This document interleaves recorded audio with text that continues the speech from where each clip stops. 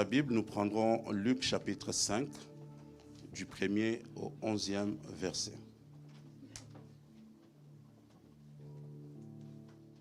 Nous sommes dans Luc chapitre 5, du 1er au 11e verset. Amen. La Bible dit, comme Jésus se trouvait auprès du lac de Génézareth et que la foule s'est pressée autour de lui pour entendre la parole de Dieu, il vit au bord du lac des barques. Dis avec moi, des barques. D'où les pêcheurs étaient descendus pour laver leurs filets. Il monta dans l'une de ces barques qui était à Simon. Il les pria de s'éloigner un peu des terres, puis il s'assit. Et de la barque, il enseignait la foule. Lorsqu'il eut cessé de parler, il dit à Simon, « Avance en plein eau et jetez vos filets pour pêcher. » Simon lui répondit, « Maître, nous avons travaillé toute la nuit sans rien prendre. Mais sur ta parole, je jetterai le filet. » L'ayant jeté, ils prirent une grande quantité de poissons. Et leur filet s'est rompu. Ils firent signe à leurs compagnons qui étaient dans l'autre barque. Dis avec moi l'autre barque. De venir les aider. Ils vinrent et ils remplirent les deux barques au point qu'elles enfonçaient. Quand il vit cela, Simon-Pierre tomba aux genoux de Jésus et dit, « Seigneur, retire-toi de moi parce que je suis un homme pécheur. » Car l'épouvante l'avait saisi, lui et tous ceux qui étaient avec lui à cause de la pêche qu'ils avaient faite. Il en était de même de Jacques et de Jean, fils de Zébédée, les associés de Simon. Alors Jésus dit à Simon, « Ne crains point, désormais tu seras pêcheur d'hommes. » Et ayant ramené les barques à terre, ils laissèrent tout et les suivirent. Parole de l'Éternel. On acclame la parole et nous reprenons nos places. Que Dieu soit loué. Je disais encore un grand merci à notre Dieu pour l'opportunité qu'il nous donne d'être ensemble. Et j'ai béni Dieu aussi pour le couple pastoral de me céder leur chair pour ces premiers dimanches de l'année. Très souvent, les premiers dimanches de l'année, je suis pasteur. Cette année, ça sera 30 ans dans mon ministère au mois de juillet. Donc, je sais que quand... Merci. Je sais que chaque premier dimanche de l'année, le pasteur aimerait bien communiquer avec son peuple. Mais le fait de me céder sa chair, c'est un privilège. Et je vous dis merci, c'est un signe de confiance et aussi en même temps de responsabilité. Je voulais partager avec l'Église ce matin juste une petite exhortation sur un petit thème, je parlerai de l'autre barque. L'autre barque. Mais pour parler de l'autre barque, permettez-moi de me présenter 2 minutes. Comme ça va nous aider à nous connaître et à bien se communiquer. Je suis accompagné avec mon épouse et avec nos 4 enfants qui sont là.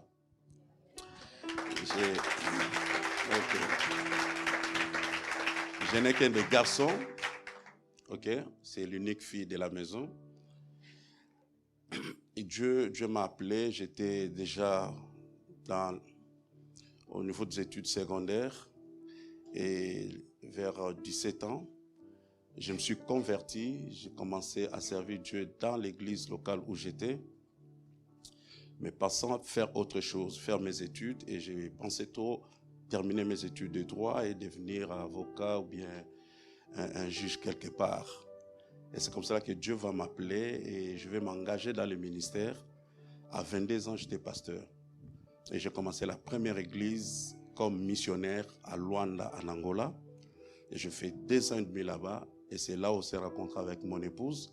J'avais 22 ans et elle avait 17 ans à l'époque. Donc, on a cheminé comme ça. C'est l'année 2019. Nous avons fait 25 ans de mariage. Donc, on paraît jeune, mais c'est la lutte contre la vieillesse. Donc, Dieu nous a fait grâce quand on a commencé la vie conjugale. Nous étions à Naples, j'étais un jeune de 25 ans, elle avait 20 ans. Et elle va tomber enceinte pour la première fois. Nous sommes allés voir le médecin. Le médecin nous dira, messieurs, c'est impossible que vous ayez des enfants normaux. Parce que vous avez un problème au niveau de vos sangs et il y a une incompatibilité. J'ai dit au médecin, mais il y a aussi un souci de ma part parce que moi, je sors du Congo et elle est de l'Angola. Et j'ai bien vérifié, mon père n'est pas passé par l'Angola. Cela veut dire que il y a un problème, nous ne pouvons pas avoir le même sang, il y a un problème ici. Donc, si nous avons les mêmes sangs, mais le même groupe, c'est tout simplement parce que nous appartenons à une même famille, c'est la famille de Dieu. Alors, elle dit, messieurs, si vous essayez, vous aurez des problèmes, vous aurez des enfants normaux, des enfants malades. Et c'est fait que notre première grossesse, c'était une fausse couche. Et c'est comme cela que le médecin dira, monsieur, tu n'as pas droit à essayer encore. Parce que là, vous aurez des problèmes, il faut faire beaucoup d'examens et après, on va vous autoriser s'il faut faire des enfants. Alors moi aussi, j'ai vu que c'était compliqué à l'époque. On n'avait pas assez de moyens pour faire tous ces examens. Je suis allé consulter notre médecin. C'était le médecin des médecins. Et le médecin des médecins m'a fait que donner une ordonnance de promesse. Il a dit, si vous me servez de tout votre cœur, je ne laisserai jamais vos femmes stériles. Il m'a dit, deuxième chose, tout ce que vous demanderez en priant, croyez que vous l'avez reçu et vous le verrez s'accomplir. Donc je crois aujourd'hui, mais je verrai après. Et j'ai dit, chérie, tu crois? Elle dit, chérie, je crois. On s'est tenu la main, Rekabo Shetaya Bosanda. Quelque temps après, elle a commencé à acheter la salive et changer de démarche. Nous sommes rentrés chez le même médecin et le médecin m'a dit, monsieur, qui t'a autorisé? Donc, lui, j'ai dit, monsieur, si vous pouvez faire vos examens, on va voir. Il dit, bon, je fais. Ça, c'est le début, mais je crois qu'à la fin, vous aurez un problème. Vers le 8e mois, nous sommes rentrés dans son cabinet. Il a encore examiné. Et cette fois-ci, il dit, je vois comme si tout va bien. Déjà, moi, j'ai crié victoire. 9e mois, l'enfant est sorti en bonne santé. Et je lui ai donné le nom de Eben Ezer. Et nous a soutenu. Aujourd'hui, il a 23 ans. Et quand il y a eu cet enfant, le médecin va me regarder tout droit dans les yeux pour me dire, n'essaye pas pour la prochaine fois. Ça, c'était un hasard. N'essaye pas. Or, moi, je sais que je sers à un Dieu, quand il fait une chose, il fera la deuxième. Et s'il fait la deuxième, il fera la troisième. Nous sommes allés encore consulter Dieu et j'ai eu l'ok de Dieu. Alors, comme j'avais l'ok de Dieu, je ne devais pas attendre encore 2 ans parce qu'il y avait déjà un retard. Alors, quand Dieu accélère, juste une année après, ma femme a changé encore de démarche. Quand nous sommes allés encore voir le même médecin, il m'a regardé et dit, mais monsieur, tu ne m'as pas écouté. Et comme Dieu est Dieu, le deuxième est sorti en bonne santé. Et après, le troisième est sorti en bonne santé. Et finalement, un quatrième est arrivé. Je voulais dire à une personne dans cette salle qu'il y a un Dieu au ciel. Il y a un Dieu au ciel. Ce qui est impossible aux hommes est possible à Dieu. Amen. Ah, voilà, nous débutons une nouvelle année, une année de beaucoup de préoccupations aussi, quelquefois par rapport à l'année passée. Il y a beaucoup aussi qui vont se référer de l'année passée pour débuter cette année. Mais vous savez, tout ce qui est nouvelle amène aussi de nouvelles choses. Amène aussi de nouvelles choses. C'est comme cela que je dis, mais qu'est-ce que je peux donner à ces peuples?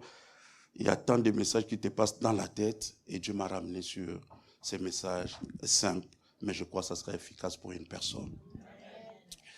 Écoute, la Bible dit que Jésus sortait d'une réunion et il s'est trouvé auprès du lac de Génézareth. Une grande foule s'est pressée autour de lui pour entendre la parole de Dieu. Ça m'a touché parce que Jésus, c'est un homme de miracles. C'est que très souvent, les gens s'approchaient par rapport aux miracles. Mais ici, bizarrement, il y a eu une grande foule qui est venue. La Bible ne signale pas non pour le miracle, mais pour entendre la parole de Dieu. Mais bien aimé, je voulais te dire que dans la parole de Dieu, il y a tout. Amen. Le miracle que tu cherches se trouve dans la parole. Et il y a beaucoup de gens qui suivaient Jean-Baptiste, non à cause des miracles, mais à cause de la parole. Quand la parole est libérée, il y a le miracle qui vient avec. Amen. Et ils viennent pour écouter la parole de Dieu. Mais en venant écouter la parole de Dieu, Jésus trouve qu'il y a une grande foule, mais il n'a pas le moyen pour communiquer avec cette foule-là. Et nous sommes au bord d'un lac plutôt. Et qu'est-ce que Jésus fera? Il demande, il constate, il remarque qu'il y avait des barques. Dis avec moi encore des barques. Il trouve des barques au bord du lac. Et les pêcheurs étaient descendus pour laver leurs filets. Et quand on signale ici que les pêcheurs sont descendus pour laver leurs filets, c'était pendant le jour. Et quand il lave les filets, quand un pêcheur lave les filets, c'est qu'il a terminé son travail. Il vient de finir. Il doit mettre les filets et la barque à poste, comme on dit chez les Italiens, donc les soigner, et parce qu'il va reprendre le travail après. Donc ici, bizarrement, ils ne lavaient pas les filets, tout simplement parce qu'ils ont terminé leur travail avec succès, mais ce matin-là, ils étaient déçus. Ils quittaient la pêche avec une déception. Un homme comme Pierre avait des responsabilités à la maison, et il y avait des barques, donc il y avait des sociétés. Et dans ces deux sociétés-là, donc les femmes, les enfants entendaient les papas revenir à la maison avec quelque chose. Parce qu'ils vivaient par rapport à leur pêche. Mais là, ils sont sortis réduits de ces pêches. Alors, ils sont découragés, ils sont en train de penser qu'est-ce qu'ils vont faire, qu'est-ce qu'ils vont répondre à leurs enfants, aux besoins de la famille. Et c'est pendant ce temps-là qu'un jeune garçon va se présenter et il remarque qu'il y a des personnes ou des barques, des sociétés qui sont en faillite, en train de laver leurs filets parce qu'ils veulent rentrer à la maison. Et Jésus remarque, il trouve qu'il y a des barques. Les personnes sont très déçues, ils sont fatigués, ils se posent des questions par rapport à leur vie. Et comme il est le souverain, il est le Dieu omniscient, il savait ce qui s'est passé. Mais il arrive, il remarque des barques, répète avec moi encore des barques. Mais dans ces deux barques-là, Jésus va s'intéresser seulement à un seul barque. Pourquoi cela? Nous sommes à deux, nous avons échoué ensemble, mais quand il arrive, il ne pense pas à ces deux, il pense seulement à une seule personne. Dieu est tellement souverain et il a 1000 moyens pour nous bénir et les voies de Dieu ne sont pas nos voies. Dieu vient, il trouve des barques, mais il s'intéresse à une seule barque, il dit non, est-ce que tu peux me prêter ta barque? Et le monsieur, comme il était fatigué, comme il n'avait rien à garder dans cette barque-là, il n'y avait pas de poisson, il dit prends, si tu veux prendre, prends. Il y a des moments où Dieu vient dans notre vie et nous pouvons céder facilement parce qu'il n'y a plus rien. Tu vois, très souvent, quand on est en bonne santé, on sait gérer sa vie, on va faire ceci. Oh, c'est difficile de céder sa barque. Et la barque, je parle de ta vie, de ton corps.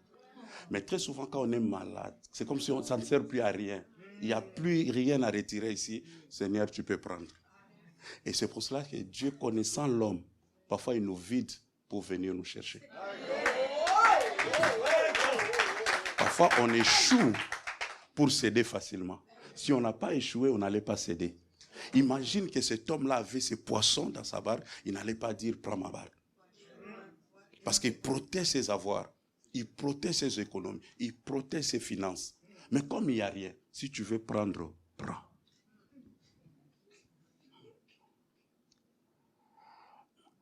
Le Dieu de la Bible qui vient demander la barque savait qu'ils avaient un autre problème.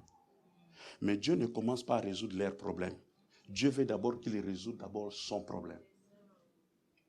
C'est quelqu'un matin? C'est Jésus qui avait un problème. Pour communiquer avec cette foule-là, ils n'avaient pas la technologie d'aujourd'hui. Il n'y avait pas les haut-parleurs, il n'y avait pas de micro.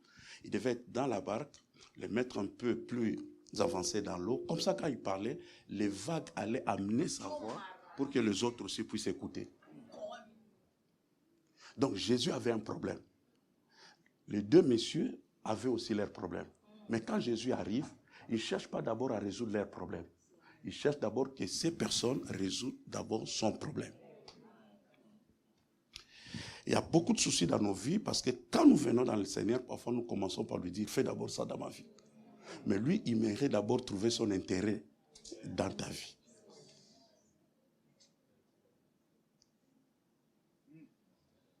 C'est comme Moïse. Il dit, j'ai écouté mon peuple. train de crier, de pleurer, tout cela. Ils ont crié vers moi et je suis descendu pour les délivrer. Moïse dit jusque là, c'est bon, papa. Mais il dit, et je viens pour les délivrer. C'est bien, c'est Dieu qui va délivrer. Mais il dit, toi, tu iras à ma place. Si Dieu trouve son intérêt en toi, c'est alors que Dieu va résoudre ton problème. Bon, ton amen est faible. Amen. Mais c'est quand même un amen.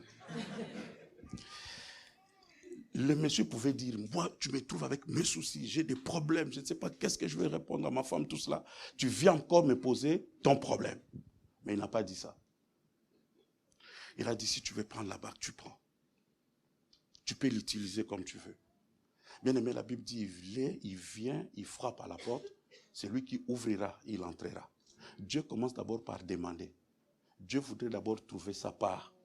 C'est comme cela que même si tu es une veuve, tu es pauvre, tu es en train de pleurer, il pose d'abord la question, qu'est-ce que tu as dans la maison? Et il dit, j'ai que ça, j'ai que petit pain, petit gâteau, tout ça. Il dit, donne d'abord, je mangerai d'abord. Même si tu es Pierre, c'est toi qui es allé pécher, il dit, paye d'abord pour moi. Donc Dieu commence d'abord par lui et après c'est toi. C'est comme cela. Dans l'ordre de priorité des choses pour cette année 2020, commence d'abord par les intérêts de Dieu. Amen. J'ai beaucoup aimé quand j'ai vu le peuple passer devant, faire les offrandes et déposer leurs dîmes pour un premier dimanche de l'année. Parce que je vais dire que je vais commencer par Dieu et Dieu est mon intérêt. Et je pense que c'est Dieu d'abord. Les principes des dîmes, des offrandes, tout cela, Dieu l'a institué pour dire aux hommes d'abord Dieu. D'abord Dieu. Si tu commences par Dieu, il a cédé la barque. Il n'a pas cherché à répondre, ah mais moi j'ai des soucis ici, tout cela, prends la barque. Et Jésus va se servir de sa barque. Mais comment Jésus va se servir de sa barque? Jésus va poser aussi certaines conditions avant de commencer. Écoutez. Il voit des barques, il s'intéresse à une seule barque, et puis après il dit, il monta dans l'une de ces barques qui était à Simon, mais il le pria de l'éloigner un peu de terre, et puis il s'assit de la barque, il enseigna. Donc, bien qu'on a cédé la barque, mais il demande que la barque s'éloigne un peu de la terre. Vous savez, l'eau peut représenter le Saint-Esprit, la parole, et l'eau représente aussi le monde spirituel de Dieu, le royaume de Dieu, et la terre représente le monde. Avant que Jésus puisse travailler avec toi, avec ta barque, vous devez vous éloigner du monde. Il ne travaille pas à la frontière, parce que tu risques trop de rentrer de l'autre côté. Poussez un peu la barque, un peu plus loin. Quittons un peu la terre. Et quand on quitte la terre, on cède la barque, tu quittes le monde, c'est déjà un bon départ. Mais avant toute chose, avant qu'il commence, il doit d'abord s'asseoir. Parce qu'au fait, si tu reçois même quelqu'un qui reste debout dans ta maison et tu ne l'as pas encore présenté la chaise, c'est que tu ne l'as pas encore reçu. Il y a beaucoup de soucis dans nos vies parce que Jésus peut entrer, mais il est encore debout. Il faut le faire asseoir. Dans l'ordre de bénir les personnes, même si vous êtes des milliers, Jésus commence à dire, faites-les asseoir. Même dans l'église, avant de bénéficier de la grâce qui tombe par ce couple, il faut d'abord s'asseoir. Il y a des gens, apparemment, physiquement, ils sont assis, mais ils sont debout, trop agités. Ils regardent ailleurs, ils regardent sur Internet, ils prennent 3-4 doctrines en même temps, tu es debout. Il faut croire à ton pasteur. Il faut t'asseoir. Jésus s'est assis et après la Bible dit qu'il commença à enseigner. Ce n'est pas tout simplement parce qu'il est entré dans la barque et il a commencé à enseigner. Il a commencé d'abord par s'asseoir. Que cette année, Jésus sera dans ta vie, mais il sera dans une position assise. Très posé. Qu'il soit à l'aise dans ta vie. Et il va commencer à parler. Maman, bizarre. Pendant tout ce temps dans le ministère, j'ai trouvé des gens, je sais qu'ils sont encore agités, ils sont debout. Mais ils t'amènent un ainsi dit l'Éternel. Dieu m'a parlé. Mais comment Dieu te parle, il est debout dans ta vie? Moi, le Dieu que je sers, c'est un Dieu qui travaille dans le silence, dans la paix et dans la tranquillité. Et il parle quand il est assis. Remarquez, dans plusieurs endroits dans la Bible, Jésus a parlé, a déclaré des bonnes choses. Il était assis et c'était autour d'une table.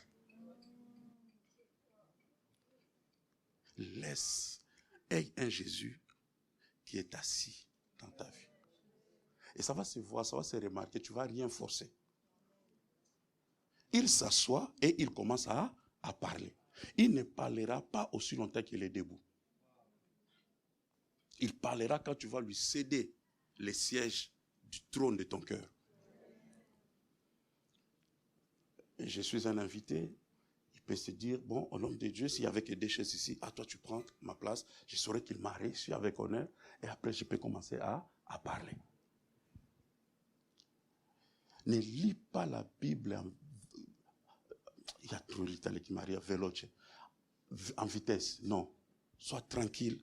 Lis pas à pas, verset par verset. Même les virgules dans la Bible parlent. Amen. Ne cours pas. Laisse Jésus s'asseoir dans ta vie. Quelqu'un dit Amen. Amen. Et voilà, il s'occupe d'abord de lui. Et la Bible dit, il a commencé à enseigner maintenant, à parler, à prêcher. Et il finit maintenant de prêcher, il se tourne vers Pierre. J'ai dit à quelqu'un, si tu as cédé quelque chose pour Dieu l'année passée, que ce soit ta maison, qu'on fasse des prières, des cellules, tout cela, tu as cédé l'instrument, tu as contribué, tout cela, Dieu fera comme s'il ne s'occupe pas de toi. Il va d'abord s'occuper d'autres personnes, mais sache que comme tu es là, il arrivera un moment, quand il aura terminé avec ce qu'il devait faire, il va se tourner vers toi. Et je viens pour annoncer à une personne que la saison est arrivée, que Dieu va se tourner vers toi. Oh mon Dieu, il y a Pierre qui était là, il n'a rien demandé, il n'a fait que céder la barque. Mais il ne savait pas, quand Jésus utilise ta vie, quand Jésus utilise quelque chose de toi, Jésus finira toujours par payer. Il ne restera jamais endetté. Non, tu ne me crois pas. Je suis venu dire à quelqu'un que le Dieu de la Bible aime d'abord que tu commences à servir. Mon bishop, comment tu peux comprendre? Il y a plus de 10 000 personnes, parce qu'on n'a pas compté les femmes et les enfants. Il devait être nourri que par 12 personnes. Je parle des apôtres. Après la multiplication des pains. 12 personnes doivent donner du pain à 12 000 personnes. Parce qu'on n'a pas estimé le nombre de femmes et des enfants. En Israël, c'est comme en Afrique. Plusieurs femmes, plusieurs enfants. Et comme ça, les enfants et les femmes étaient toujours en plus grand nombre dans des réunions. Mais quand ils cèdent, quand ils donnent les pains, eux-mêmes n'ont pas mangé. Ils ont passé aussi 3 jours avec eux. Cela veut dire que quand Pierre donne les pains, même l'odeur du pain le frappe. Mais il ne peut rien faire, on lui a demandé seulement de servir. Il donne les pains jusqu'à 1000 personnes. Tout le monde était servi et la Bible dit qu'ils se sont retrouvés avec 12 paniers. Cela veut dire quoi? Quand je sers d'abord, c'est que moi je serai servi, ça ne sera plus un pain et un poisson, mais ça sera un panier. Mon Dieu. Est-ce que je peux parler à quelqu'un? J'ai dit que Dieu te regarde cette saison. Que Dieu se tourne vers toi.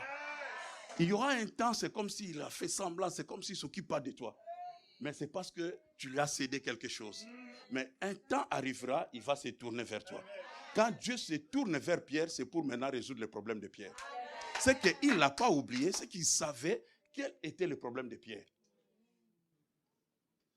Mais quand Dieu veut opérer dans ta vie, il passe toujours par un ordre. Et c'est à toi d'obéir. Le Dieu de la Bible, c'est un Dieu d'ordre. Et dans tout ce que Dieu fait, il y a toujours un ordre. Il dit à la femme, va mais ne pêche plus, c'est un ordre. Faites-les asseoir, après ils vont manger, c'est un ordre. Si tu obéis à cet ordre, tu auras à manger. Il dit maintenant à Pierre, regarde, avance maintenant ta barque en plein eau et jette les filets. Un ordre compliqué, mes frères, mes sœurs, tout simplement parce qu'ils ont pêché toute la nuit. Quand ils ont regardé à ces petits, ils se sont renseignés un peu sur lui, on a dit c'est un charpentier. Il dit mais comment un charpentier peut nous parler de la pêche? Tu ne connais rien d'ici. Moi Pierre, je suis pêcheur professionnel.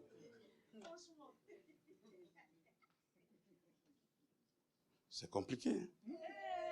C'est comme cela qu'on pouvait demander à un charpentier du vin. Il n'est pas vigneron.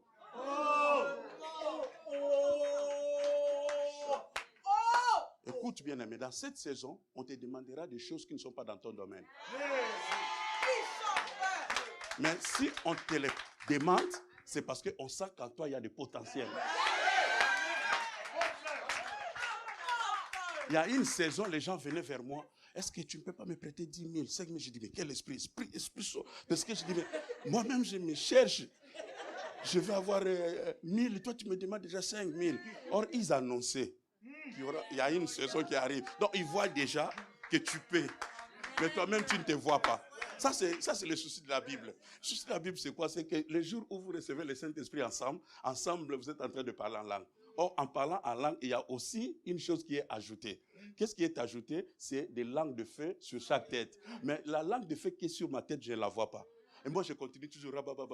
C'est parce que c'est Pierre qui va te regarder et dire, mais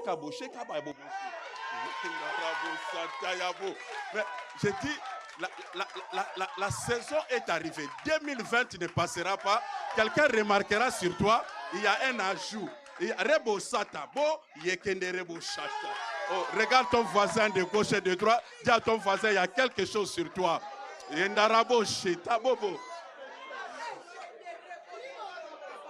Ce qui est sur toi, toi-même tu ne le verras pas. Tu parleras de la souffrance, mais quand quelqu'un te regarde, il voit que tu rayonnes. Il voit que toi tu es bien. Il envie même ta vie. Mais toi-même tu dis, je suis dans la souffrance, tout cela. Sors de cette attitude-là. Moi je suis venu t'annoncer que Yenda Raboche, il est Kababou Sata. Il y a un Dieu au ciel. Il ne t'oubliera jamais. Jette le filet. Nous, on a travaillé toute la nuit. Pierre a pris la parole. Il a riposté. Je suis pêcheur professionnel. Ce n'est pas un charpentier de me prendre mon métier. J'ai pêché toute la nuit. Je n'ai rien eu. Parce qu'en réalité, la vraie pêche professionnelle, ça se passe la nuit. Parce que la nuit, le poisson quitte le fond marin et il remonte vers la surface. Mais pendant le jour, avec les rayons solaires, ils fuient et ils s'en vont. Mais maintenant, c'était juste le contraire par rapport au temps. Mais le Dieu de la Bible, c'est le maître des temps et des circonstances. J'ai dit à quelqu'un, Dieu ne te bénira pas dans les temps convenables. Parce que si tu es béni dans les temps convenables, on ne verra pas les miracles. J'ai dit à quelqu'un, ça sera les temps contraires. Quand tout le monde dira que ça ne se passe pas comme ça, ce n'est pas le moment, ça n'arrivera pas. Et bien Jésus te dit, jette le filet. 2020, tu vas oser. 2020, tu iras très loin. 2020, tu vas quitter le bord. Il dit, je jetterai quand même, puisque sur ta parole, il y a une parole à considérer. Ce n'est pas la parole de ta tante, de ton oncle, c'est la parole de Dieu. Quand Dieu a parlé, Dieu a parlé. Tu vois, Dieu, quand il parle, il finit par accomplir. Tu vois, il n'est pas un fils de l'homme pour te mentir. Et tu ne seras pas la première personne à être déçue par Dieu. Il n'a jamais déçu une personne. Même quand Dieu parle, le problème, c'est que quand Dieu parle, il parle dans l'éternité et il parle dans ses possibilités. Mais quand tu vois la promesse dans tes moyens, dans ton temps, tu vois comme si c'est impossible. Lui, il parle par rapport à sa richesse. Mais toi, dans ta pauvreté, tu trouves que c'est impossible. Le problème est à ce niveau-là. Jette. Pendant le jour, jette. C'est lui qui est allé jeter pendant le jour, les filets. Il n'a jamais pêché pendant la journée. Il savait qu'il allait échouer lamentablement. Mais puisqu'il a parlé, je dis que quelqu'un marchera cette année sur un, ainsi dit l'Éternel. Même quand ils étaient dans la barque et que Jésus venait en marchant sur les eaux, Pierre a fait la même expérience. Et dit, si c'est toi, Seigneur, parle, dis. Appelle-moi. Jésus dit, viens. Dans la nuit, quelqu'un qu'on trouve comme un fantôme, tout le monde doute. Mais lui, il a osé de sortir. Et ses amis qui étaient à côté lui ont fait réfléchir. Pierre, sois rationnel. Pierre, tu as une famille. Pierre, tu as des responsabilités. Ces messieurs qui arrivent, on ne le connaît pas. On n'est pas trop sûr. Tiens à ta vie, Pierre. Mais ce que j'aime de Pierre, Pierre regarde dans la barque, il trouve que dans la barque, il y a un certain Philippe. Depuis longtemps qu'on est avec Philippe, Philippe est incrédule. Il cherche toujours à chercher, montre-nous le Père. Il regarde comme ça, il y a Judas. Judas, c'est un voleur. Et il regarde de l'autre côté, André et l'autre qui demande à Jésus, on a que pain de pain et pain de poisson, que ferons-nous? Tout ce monde-là est incrédule. Il y a longtemps que j'ai été avec vous, ma vie n'a pas changé. Laissez-moi essayer. Regarde. J'ai dit à quelqu'un, cette année, essaye de quitter ta zone de confort. Cette année, quitte un peu la tradition. Quitte un peu les coutumes, quitte un peu le système. va essayer dans le surnaturel. Vous savez, le miracle, c'est quoi? Il a marché sur les eaux avant sa conversion. Il a marché sur les eaux avant le baptême du Saint-Esprit. Pourquoi cela? La Bible, Jésus lui dira un jour, quand tu seras converti, affermis tes frères. Parce que la conversion vient avec l'action du Saint-Esprit. Le Saint-Esprit n'était pas encore donné. Il suivait Jésus par, je dirais, courage, par les miracles qu'il faisait. Parce qu'il ne saisissait même pas ce qui s'est passé. Le problème, c'était des tiraillements. Qui sera le chef? Qui sera le premier? Parce qu'il savait que Jésus serait le roi. Qui sera le premier ministre? Qui sera le ministre des Finances? Ils ne comprenaient rien, malgré qu'ils étaient à côté de Jésus. Ils ne comprenaient rien. Comment vous pouvez comprendre un bandit qui est sale comme Jésus, plein de sang, tout ça, regarde Jésus dans la même attitude, même habillement, pauvreté, souffrance, mais il voit un roi. Il dit, quand tu seras dans ton royaume. Alors que Pierre a marché il y a longtemps avec Jésus, il parlait de roi seulement par vivacité. Mais en réalité, il n'a pas vu la royauté. Ne laisse pas les gens venir t'apprécier quand tu es déjà en costume. Quand les gens voient la royauté, la reine, quand tu n'as rien. Ça, c'est Jésus. Et le monsieur va plus loin dans la doctrine. Il dit, quand tu seras dans ton royaume, mais vous allez mourir tout à l'heure là. C'est qu'il croit à la résurrection. Et il croit qu'il a un royaume. Quand Jésus voit ça, il dit, mais comment attendre encore de le baptiser, tout ça? Aujourd'hui même, tu seras avec moi. Que Dieu te bénisse, ma sœur. Mon Dieu, je suis venu dire à une personne, prépare-toi. Il ne t'a pas oublié. Ne t'attache pas à l'échec d'hier, de l'année passée. J'ai péché, je n'ai pas reçu tout cela. Il y a une parole qui va te relancer dans la vie. Il y a une parole. Va encore. Il va pêcher. Et la Bible dit qu'il y avait tellement de poissons que la barque commençait à s'enfoncer et les filets se rompaient. Comment quelque chose qui vient de Dieu, une bénédiction, je vais encore la perdre? Parce que si la barque s'enfonce, les poissons vont partir. Les filets commençaient à se rompre. Les poissons vont partir. Alors moi, j'étais là toute la nuit. Tu es venu encore me déranger le matin. J'ai vu les poissons et les poissons vont partir. Mais il les faisait, le Jésus omniscient, il le faisait expressement. Dieu sait là où se trouvent tes poissons.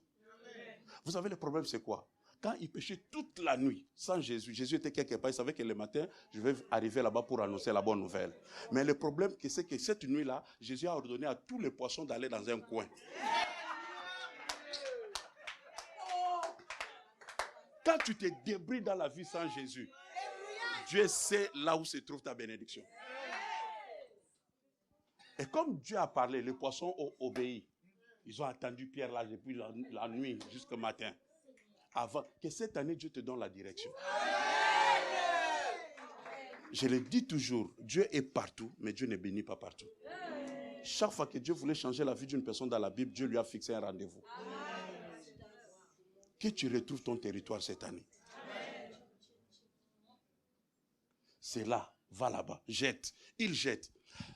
Le même lac, là où il a échoué, il n'a pas changé de barque, il n'a pas changé de filet. Tu ne réussiras pas loin de là où tu as échoué. Sinon, qui va remarquer que tu viens de réussir? Tu vas réussir là où tu as échoué. Parce que la Bible dit, il dresse une table devant mes ennemis. Moi, j'évite de prier pour la mort de mes ennemis. Il doit vivre parce que lui, il croit en moi, mais mon ennemi ne me croit pas. Imagine que je sois élevé sans ennemi. Il n'y a pas de gloire. Il faut que quelqu'un soit là et voie la gloire de mon Dieu et reconnaisse qu'il avait Dieu. Mais s'il part, comment ça ne va pas vraiment me bénir. Que Dieu laisse tes ennemis et qu'il voie ta table dressée. Qu'il le voit. N'aie pas peur, c'est Dieu qui va s'occuper d'eux. Jésus savait que Judas c'est un ennemi, mais il a laissé. Sans Judas, aujourd'hui, on n'allait pas glorifier Jésus. Hein? Qui allait les trahir? Personne. Pierre, jamais. Les autres là, jamais. Il cherchait quelqu'un avec une disposition de cœur. Et c'était Judas. Donc, quelque part, j'ai dit aussi à Judas, Judas, merci. Non, tu ne m'as pas compris. Hein? Sans Judas, personne n'allait les trahir. Et si Jésus n'allait pas à la croix, nous ne serions pas là. Ce sont tes Judas qui t'ont amené là où tu es. Avec mon ami, tout ça, il va me parler de mes biens, tout ça, ça va me réconforter. Mais l'ennemi peut te parler en mal, mais te montre aussi un défaut.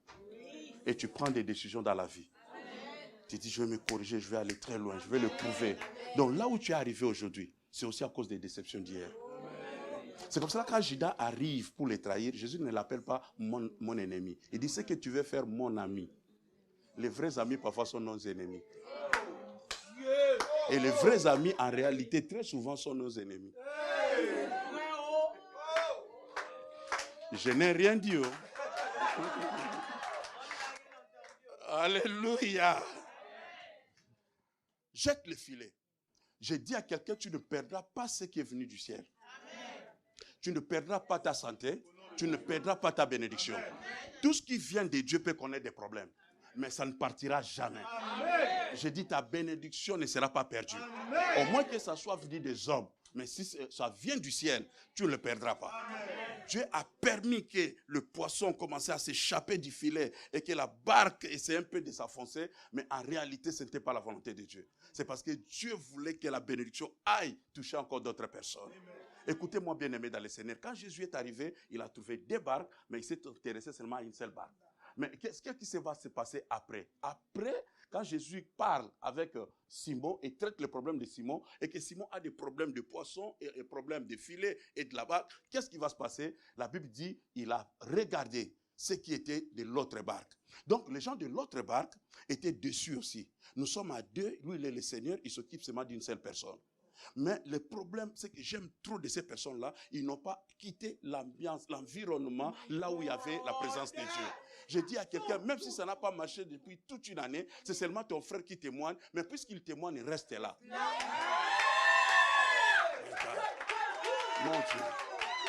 Mon Dieu. Le problème de plusieurs personnes, parce qu'ils quittent l'endroit de bénédiction avant le temps. Et ils vont aller commenter ailleurs, ça ne marche pas, je ne vois pas la gloire de Dieu, il n'y a pas l'onction là-bas. Non, c'est une question de temps. Et laisse-moi te dire des choses. Est-ce que vous savez, les gens qui ont participé à la fête des mariages de Rachel, ils sont quittés l'endroit pour aller dire à tout le monde, c'est Rachel qui vient de se marier. Mais il fallait attendre le matin. Les mariages se consomment la nuit. Et c'est le matin qu'on remarque qui était réellement marié. Mais celui qui sort de la chambre des mariés, c'est Léa. Alors, tous ceux qui sont allés dire là-bas que Léa et Rachel s'est mariée. Léa, c'est une fille qu'on ne s'occupe pas d'elle. Elle n'est pas belle. Elle ne se marie pas. C'est une fausse information. Le problème, c'est qu'ils ont quitté l'endroit avant le temps. Est-ce que tu sais, les gens qui étaient à la fête de Cana sont allés dire partout que la fête n'était pas bonne? Il a manqué de vin. Oh, c'est une fausse information. Il fallait attendre. Laissez-moi dire à quelqu'un, Dieu réserve de bonnes choses vers la fin.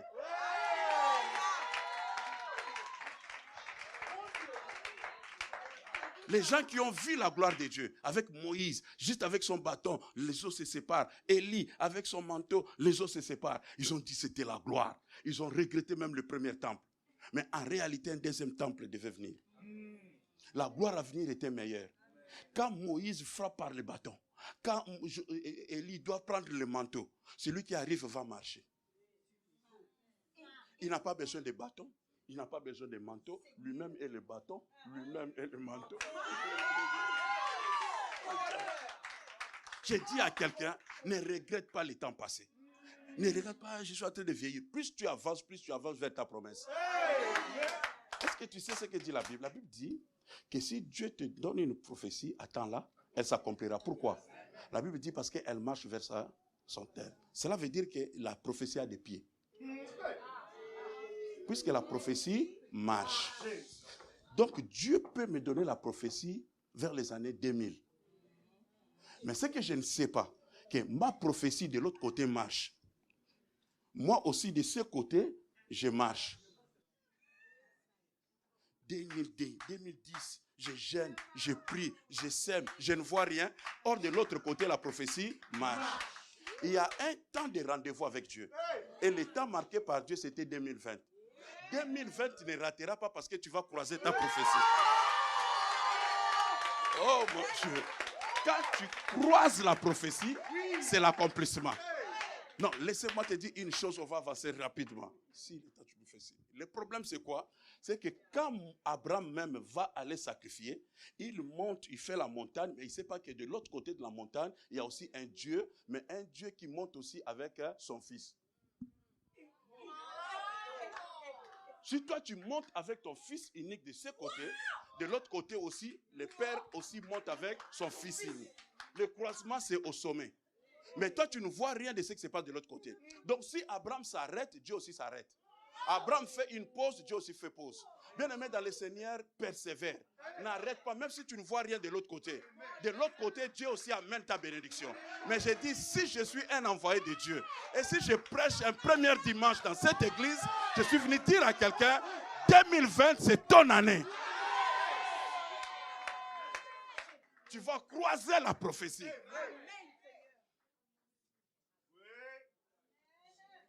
Le filet s'est rompu. Le poisson commence à s'échapper. Et la Bible dit, on a fait signe aux gens de l'autre barque. On dit à l'autre barque, vous aussi, venez. Ceux-là qui croyaient qu'ils étaient éliminés, ils croyaient que Jésus ne les aimait pas. Il s'est occupé seulement d'une personne. Parce que les dieux de la Bible ne travaillent pas avec la collectivité. Dieu commence toujours par une personne. C'est comme ça, si Dieu bénit ton frère, bénis Dieu. Participe dans sa joie. Si tu es dans la joie parce que mon frère va de l'avant, c'est un frère que j'aime, tout cela, sache-le très bien, ta bénédiction. Parce que tu es déjà dans la joie, Dieu te donnera aussi ce qui fera ta joie. C'est comme cela que la Bible dit, pleure avec ceux qui pleurent.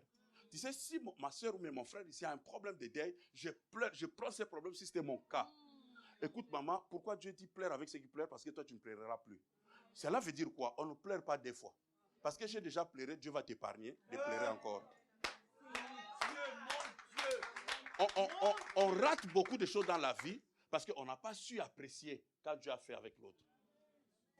Ce que tu n'apprécies pas ne t'atteindra jamais. Bénis Dieu quand quelqu'un monte. Bénis Dieu quand quelque chose arrive quelque part. Participe même à sa vie. Va même faire des sémences. Ça fera que toi aussi, tu auras cette grâce. Ces gens-là étaient toujours là. Ils n'ont pas quitté l'environnement. Ils sont déçus, mais ils sont là. Donc, dans l'entretemps, ils disent, Pierre est bien. Pierre va récupérer les poissons. Mais quand même, Pierre, peut-être tu vas penser à nous. Pierre. Mais écoute, ils ne savaient pas qu'ils étaient aussi dans le projet de Dieu. Dans la Bible, il y a toujours deux saisons. Il y a l'ancien et le nouveau. Il y a Simon et il y a Pierre. Il y a Saul et il y a aussi Paul. Le Dieu de la Bible, c'est un Dieu qui va t'amener dans une phase que tu n'as jamais expérimentée. Il leur a fait seulement signe, venez.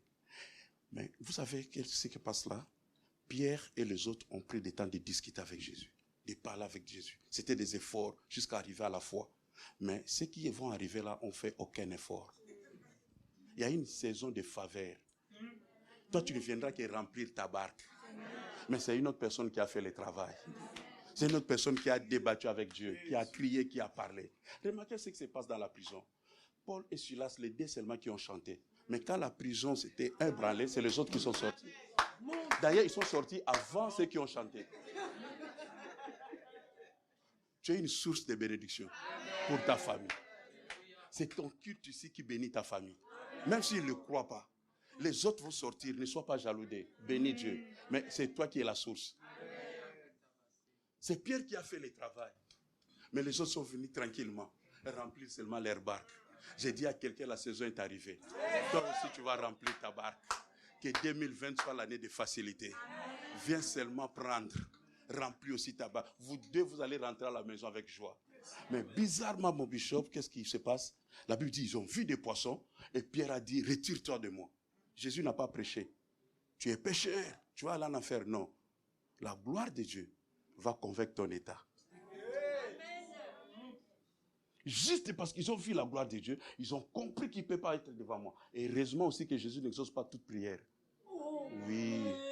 Il y a des prières qu'on a fait par émotion. Moi, le jour où j'ai reçu le Seigneur, j'ai dit, Seigneur, prends-moi. Parce que j'ai vu le ciel. Oh, je n'allais pas voir ma femme, je n'allais pas voir mes enfants, je n'allais pas voir l'église Providence.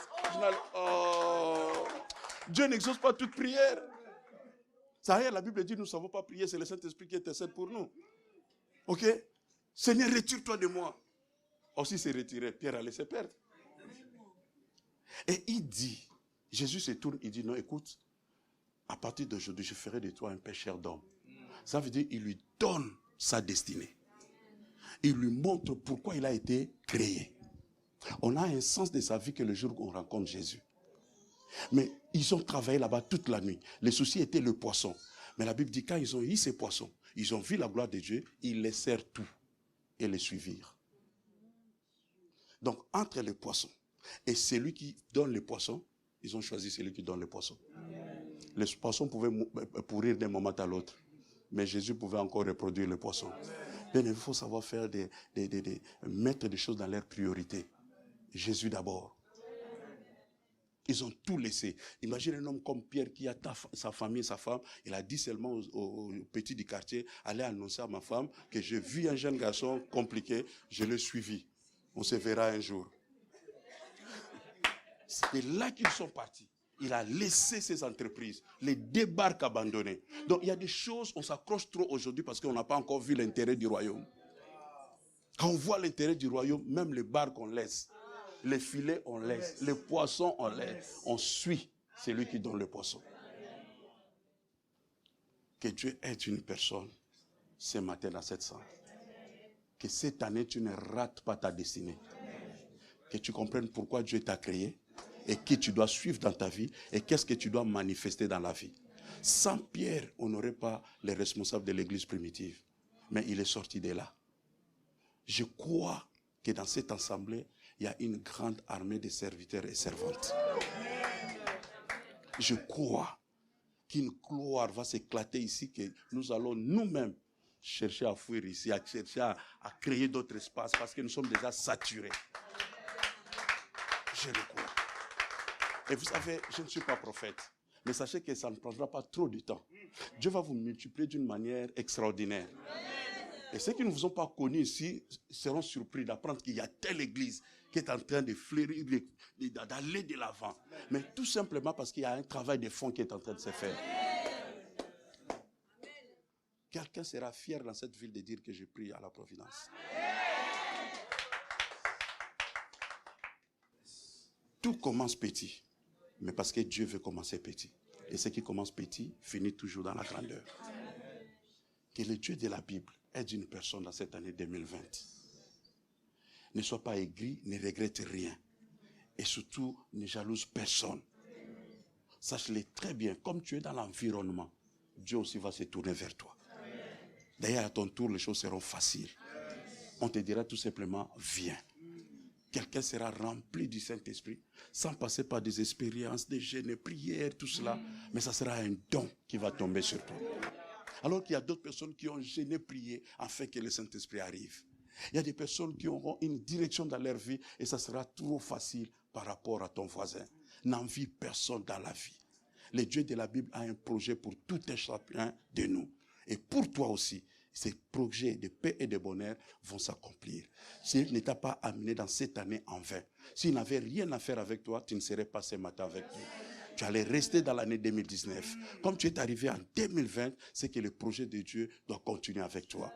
Il y a une histoire avec Dieu qui doit continuer. Et je termine en te disant, Dieu réserve toujours le meilleur vers la fin. Tu avances vers ta prophétie.